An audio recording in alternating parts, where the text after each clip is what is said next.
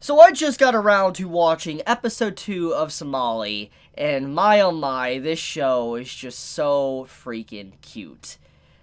This series just still amazes me with its beauty. And I kind of want to mention a few things, honestly, that I forgot to mention in my first impressions of Somali 2 weeks ago, because last week the series was on break for some reason. I don't really know the reason why, but probably because of holidays, etc. But the point, though, is when the first episode aired, we come to find out that the background artist of Somali is actually someone that is a French, artist, which is incredibly interesting, honestly, because normally when it comes to anime creation, you don't really see anyone outside of Japan coming in and helping out, besides, I guess, One Punch Man Season 1, which for obvious reasons. But the point, though, is that a French artist came in to showcase their very unique art style and is making the backgrounds and stuff of Somali, which really makes sense now why the series is so exotic, why it's so different from normal anime,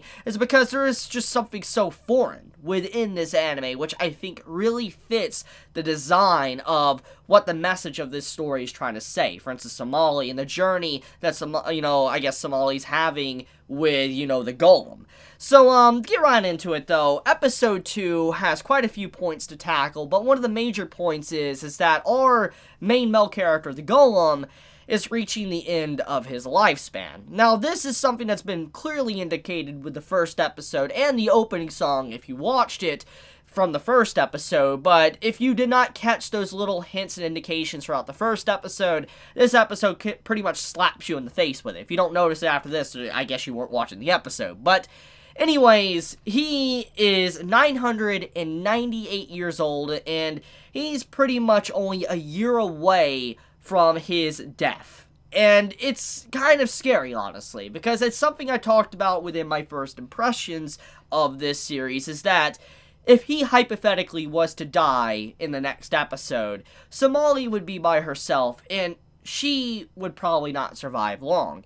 Even if, hypothetically, she was to stay in the forest and live there, she would live such a lonely life, never really knowing or interacting with anyone, and just one day dying of old age in the forest. It seems like a very sad conclusion when you think about it. But obviously, Somali as a child won't really last that long in the woods, etc. Even if she never came in contact with any other creature, if she stayed in the woods, she wouldn't last long because she can't really defend herself as well as, let's say, her papa, the Golem. So this episode kind of, brings the tension in your face. You're like, time is ticking. If something is not done to where she finds humans, or if he doesn't find a way to lengthen his lifespan, then she is going to die. And this is a very common story, honestly. It's something I have seen already in different forms of literature. However, it does not mean that I have gotten to the point where I think this is boring or old, because I always find it fascinating seeing a creature that's supposed to not have any emotion and be a stone wall gain emotion and learn more about himself. It's always a fascinating storyline, honestly, or plot point with any story that does this, and it's very unique just to see how a writer depicts a being gaining emotion, and that's what's happening here. You can clearly see throughout the episode our main male character, the Golem, is learning that his life is reaching its limit, and he now realizes his mortality. He now fully understands his time is ticking, and before it ends, he needs to find Somali a good home. And he's getting more and more fearful as time goes on, and more desperate as time goes on to be able to protect her, because he was willing to offer a piece of his body to save Somali, for she could actually have some form of future. That's a big deal, honestly, but it's not just that. You can see how he even mentions within this episode that he doesn't want to see her sad face, and he doesn't really understand it. Even if, let's say, he could never have emotions, he is an entity with a soul. Regardless if he can't express emotions or whatever, he does have a soul. Somewhere in his core of a golem or whatever, he has a soul. It's created there, even if it's artificial. And so, if he doesn't have emotions, at the very least, he can feel some form of discomfort from the emotions that Somali expresses. So, I understand why he was feeling like that. It makes perfect sense when you really take a moment to think about it. But it's sad to me because this episode lets us know that as more time goes on and less fruitful their adventure is, the less time, Somali has to live. And when he has to say his goodbye, it might as well be Somali saying her goodbye as well, because it's going to be lights out for her.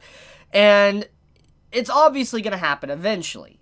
Our Golem is going to have to eventually, regardless if, she finds a place, he's going to have to say goodbye to her. Because at this time, there is no way to really lengthen his life.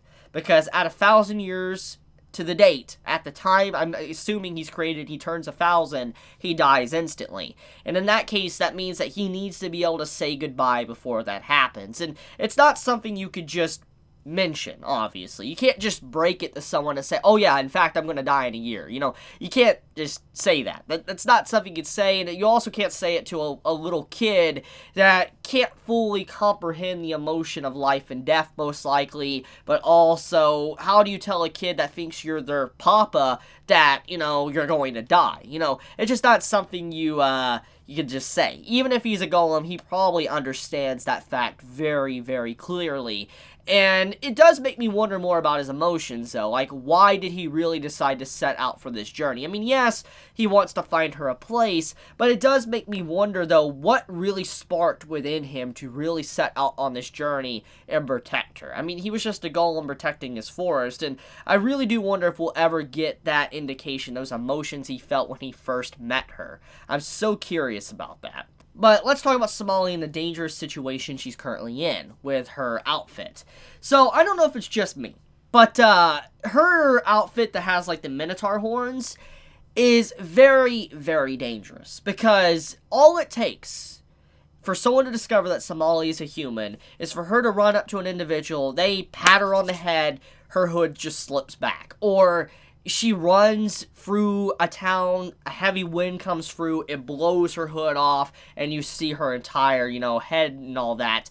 I could see many start asking questions. What were those horns on the hood if she's not a Minotaur, etc. So, I feel like her entire outfit is very dangerous, because all it takes is one simple little slip up, and her identity is out there, and people will know she's a human. Because obviously, with the horns being a part of the hood, and when it falls up here, we're going to start asking questions like, what's going on here? And it doesn't just stop there as well. Can our Golem even protect her at this point? Because when you really think about it, his body's crumbling. Even if, let's say, he does have the strength to fight back, every individual fight he gets into probably increases his chance of breaking down even faster. Because his body is obviously crumbling. He's wearing clothes to stop himself from crumbling into pieces. So if he was to get into a fight with something to protect Somali, his arm could literally fall off. And, that's not good. How can he explain that to Somali? Like, oh, my arm just fell off and crumbled, etc. So, it's just, it's not a good situation whatsoever. With how active she is, it's going to come to the point to where her hood is probably going to fall off. I don't doubt that's going to happen, because this episode really showcased that she is very active, loves running around constantly, and with how much she runs around, one win. That's all it takes. That's all it takes for it to come off. Now, another thing I would like to point out is the two characters that were introduced within this episode of Somali. The two characters are Ani, which is basically demons, etc. And I find it really cool that when you first watch this episode, you would first think the little Ani, the dwarf Ani, would actually be a bad dude, because just the whole beginning sequence reeked of, let's say, a bad guy or a villain.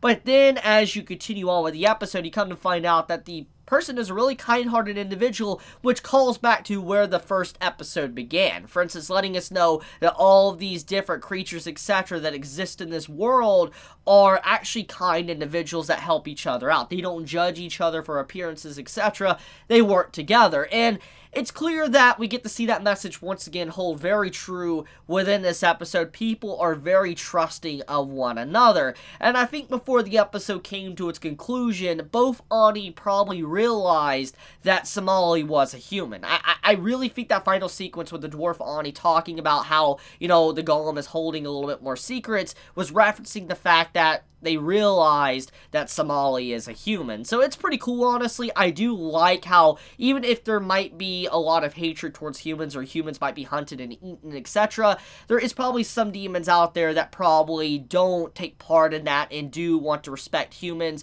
and don't think that they should be devoured, etc. So that's kind of cool, honestly. I really do think that those characters will probably pop up again because of what, you know, the Golem had to hand over, which was a piece of himself, which gets into the next point I want to talk about. So it's very clear, obviously, that the main character, the main male character, is going to die soon. And as I already said, kind of, there might be a way to lengthen his lifespan. And what better way to lengthen his lifespan than the very person he gave a piece of himself to?